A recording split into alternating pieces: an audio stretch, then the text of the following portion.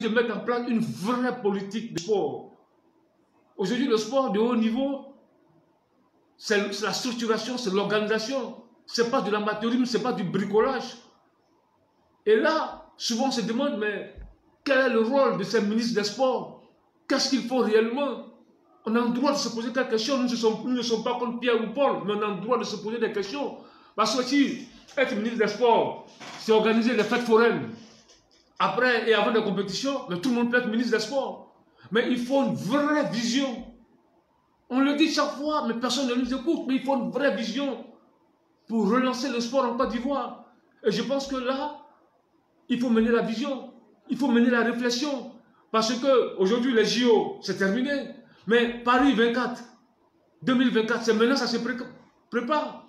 On ne va pas attendre 2 à 3 mois avant le coup d'envoi de Paris 2024 pour recevoir de l'athlète, leur remettre de l'argent.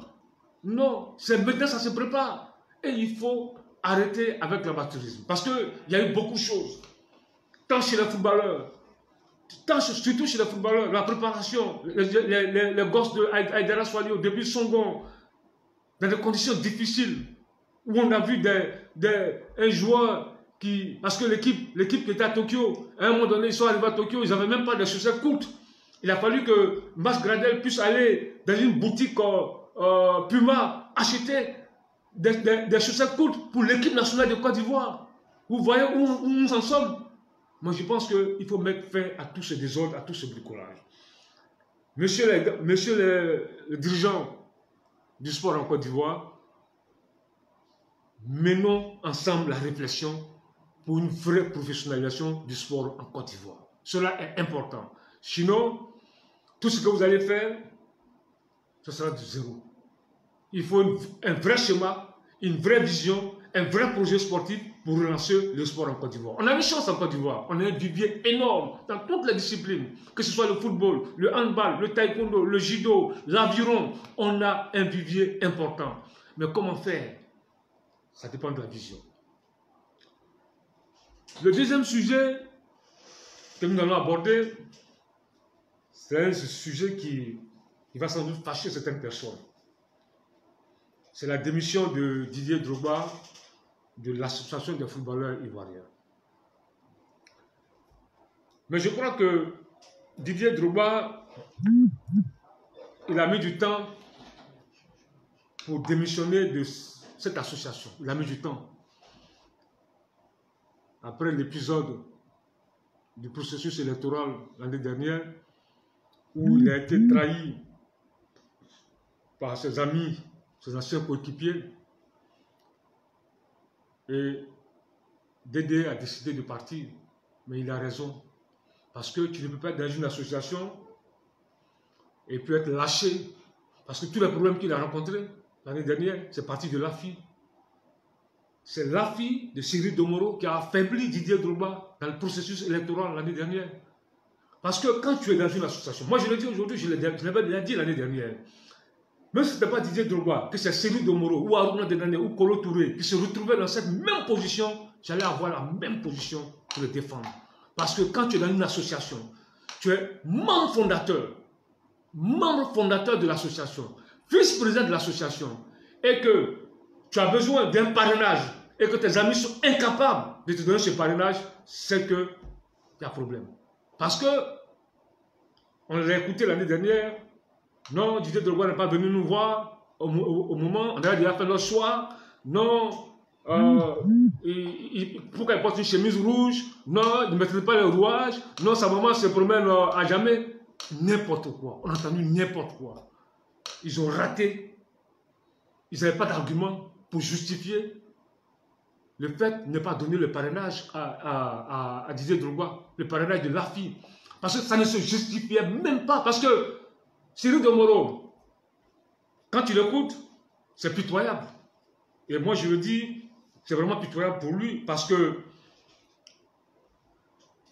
il donne le parrainage, il a donné le parrainage à Idriss Diallo. Mais on sait tous qu'Idriss Diallo n'avait même pas besoin de ce parrainage. Je reviens là-dessus parce que c'est l'actualité. On sait tous, c'est pour mieux justifier la démission de Didier Drogba, on sait tous que Idriss Diallo n'avait même pas besoin du parrainage de l'AFI, puisqu'il avait déjà eu un parrainage. Le parrainage de l'association des entraîneurs. Et selon les tests, il fallait avoir un seul groupement d'intérêt. Donc, Idriss Diallo avait déjà le parrainage de l'association des entraîneurs.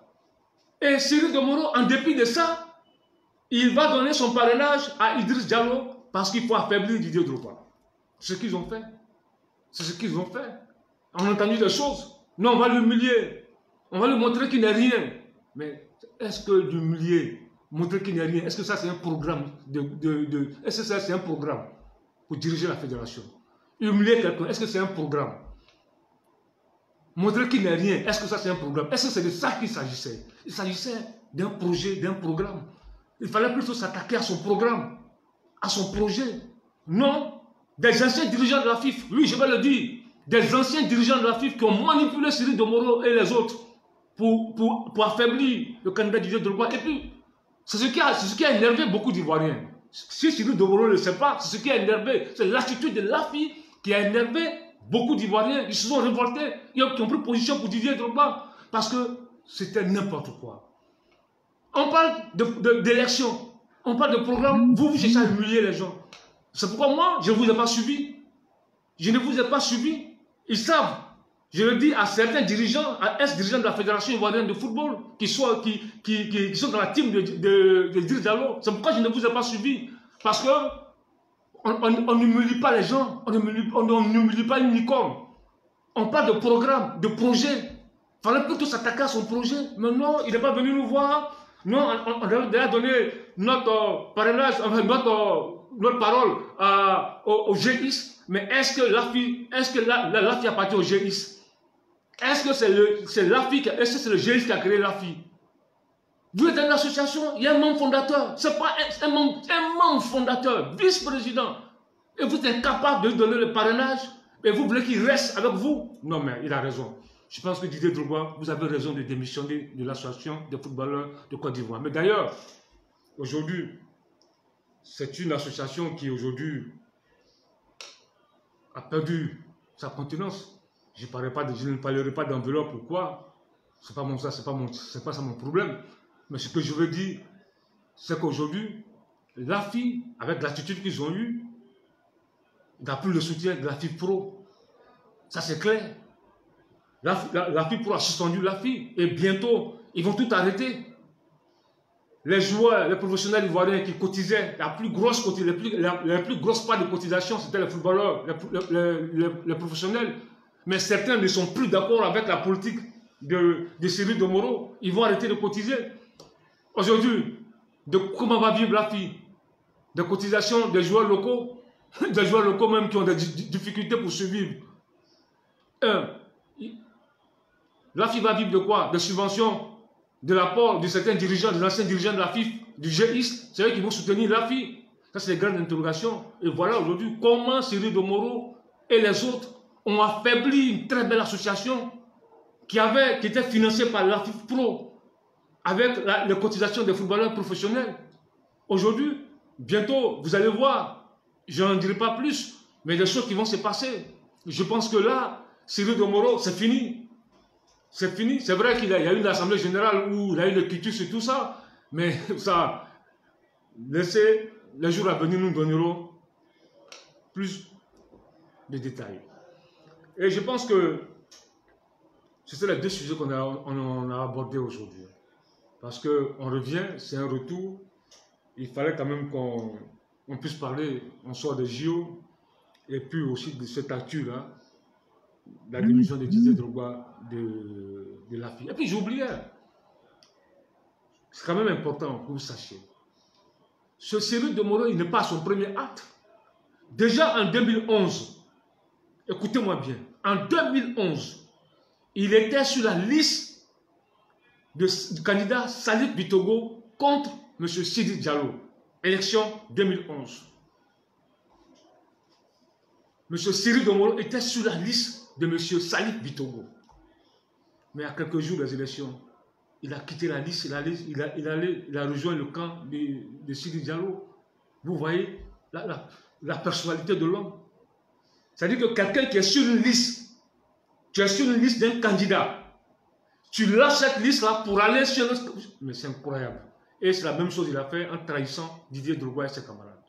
Je pense qu'on va se retrouver la semaine prochaine pour notre débat. Continuez de consommer les différents produits Realmis. Continuez de consommer Realmis, cette belle boisson qui est en train de monter en puissance grâce à votre soutien. Donc continuez de consommer Realmis. Et puis on se retrouve jeudi prochain pour un autre direct Abidjan Sport et Realmis. Merci. Bon jeudi à vous.